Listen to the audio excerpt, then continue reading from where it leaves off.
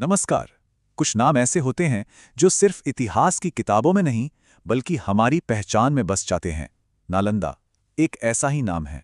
ये नाम प्रतीक है ज्ञान का, तर्क का और भारत के उस बौद्धिक शिखर का जिसकी दुनिया दीवानी थी। तो आज हम नालंदा की पूरी कहानी को समझेंगे, इसके शानदार अतीत से लेकर इसके दर्दनाक अंत तक और फिर 21वीं सदी में इसके जबरदस्त पुनर्जन्म तक। तो चलिए कहानी की शुरुआत करते हैं नालंदा के दो चेहरों से। एक तरफ है वो प्राचीन नालंदा जो 5वीं सदी में ज्ञान का ग्लोबल सेंटर था, और दूसरी तरफ है आज का मॉडर्न नालंदा जो उसी विरासत को एक नया रूप दे रहा है। दोनों के बीच करीब 800 साल का फासला है, लेकिन मकसद आज भी वही है, दुनिया में ज्ञान की रोशनी फैलाना। तो सबसे पहले चलिए समय में पीछे चलते हैं और उस प्राचीन नालंदा की दुनिया में कदम रखते हैं जिसकी मिसालें आज तक दी जाती हैं।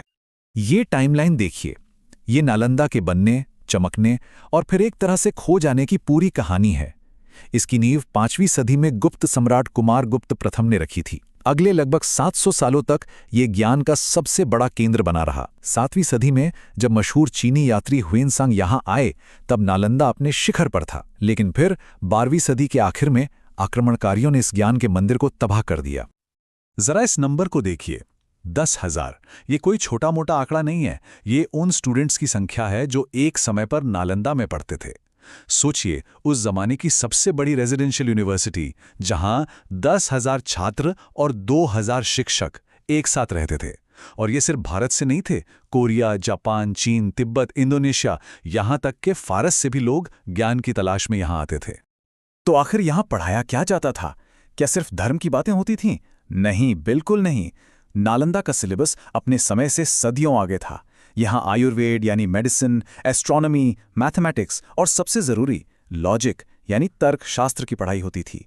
ये एक ऐसी जगह थी जहाँ हर तरह के ज्ञान का सम्मान था। और इस पूरे ज्ञान के समंदर का दिल थी यहाँ की लाइब्रेरी। नाम था धर्मगंज।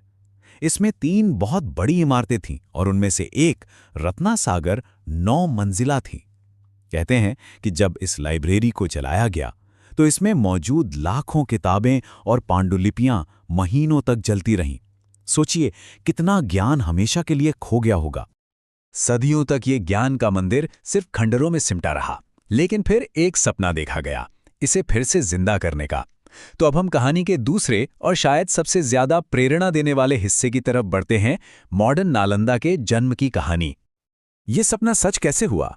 ये कोई एक दिन का काम नहीं था। इसका आइडिया हमारे पूर्व राष्ट्रपति डॉक्टर APJ अब्दुल कलाम ने दुनिया के सामने रखा। फिर 2010 में भारत की संसद ने नालंदा यूनिवर्सिटी एक्ट पास किया और ईस्ट एशिया समिट के 16 देशों के साथ मिलकर आखिरकार 2014 में नालंदा में एक बार फिर से क्लासरूम की घंटियां बजी। एक बात समझनी बहुत जरूरी है, आज का नालंदा सिर्फ भारत की यूनिवर्सिटी नहीं है, इसे अंतर्राष्ट्रीय महत्व की संस्था का दर्जा दिया गया है। चीन, सिंगापुर, ऑस्ट्रेलिया और थाईलैंड जैसे कई देश इसके बनने में पार्टनर हैं। ये चीज़ इसे सच में एक ग्लोबल पहचान देती है। तो अब सवाल उठता है कि आज 21वीं सदी का नालंदा असल में दिखता कैसा है? क्या माहौल है वहाँ? चलिए इसके मॉडर्न कैंपस और एकेडमिक दुनिया की एक झलक देखते हैं। नया नालंदा यूनिवर्सिटी कैंपस बिहार के राजगीर में उन्हीं प्राचीन खंडरों के पास 455 एकड़ में फैला हुआ है। इसे आज की ज़रूरतों के हिसाब से बनाया गया है, लेकिन इसकी आत्मा आज भी अपने हजारों साल पुराने इतिहास से जुड़ी हुई है। और इस कैंपस की सबसे कमाल की बात क्या है? इसका नेट ज़ीरो डिज़ाइन।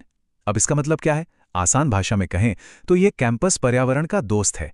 ये अपनी बिजली और पानी की ज़रूरतें खुद ही पूरी करता है। मतलब ये भविष्य की यूनिवर्सिटीज़ के लिए एक बेहतरीन मॉडल है। यहाँ फिलहाल पोस्ट ग्रेजुएट और डॉक्टरेट लेवल पर पढ़ाई होती है। यहाँ के जो स्कूल हैं जैसे हिस्टोरिकल स्टडीज़, बुद्धिस्ट स्टडीज़ या फिर इकोलॉजी स्टडीज़, इन सब का एक ही मिशन है, अतीत के ज्ञान की मदद से भविष्य की मुश्किलों का हल निकालना। और बिल्कुल पुराने नालंदा की तरह ही आज भी यहाँ दुनिया भर से लोग पढ़ने आते हैं। यहाँ के स्टूडेंट्स और प्रोफेसर्स कई अलग अलग देशों से हैं जो इसे सच में एक ग्लोबल विलेज जैसा माहौल देते हैं। चलिए अब सबसे बड़े सवाल पर आते हैं। आखिर नालंदा का फिर से खड़ा होना भारत के लिए और पूरी दुनिया के लिए इतनी बड़ी बात क्यों है? इसका महत्व क्या है?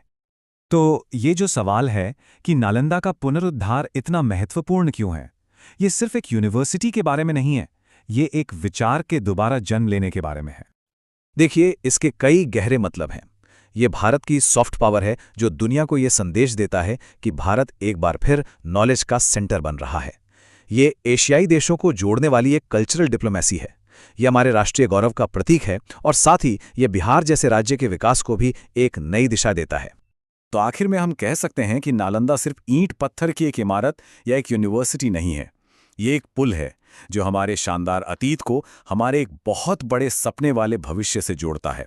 ये इस बात का जीता जागता सबूत है कि ज्ञान की लौ को कुछ समय के लिए दबाया तो जा सकता है, पर उसे कभी बुझाया नहीं जा सकता।